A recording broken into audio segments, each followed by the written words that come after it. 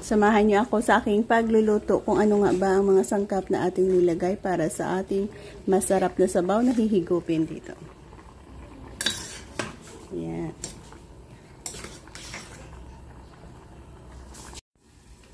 Yan, another easy recipe ang ating ibabahagi dito, sinabawan.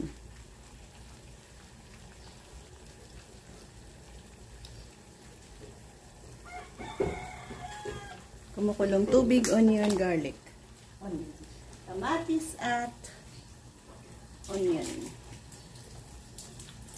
Sabay na natin ang ating kalabasa. At crab. Ayan, pakuluan hanggang sa lumabas at lumambot ang kanilang texture. Yan, kumukulo na. Lagdagan natin ng asin.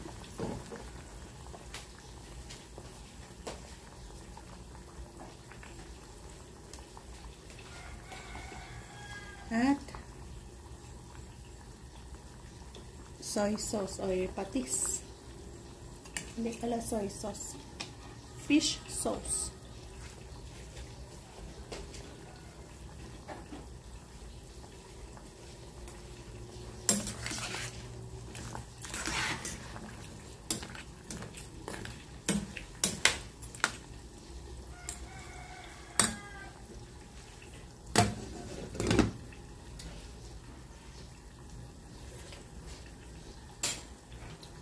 Yan, napalambot na natin. Next na ating gagawin dyan ay ang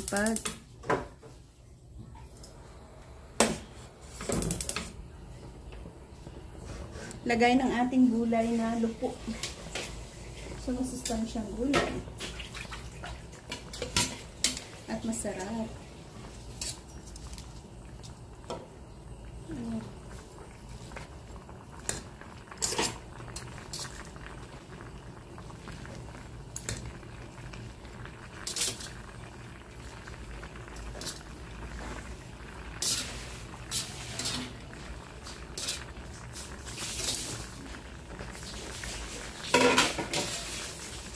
With natural broth ng ating crab.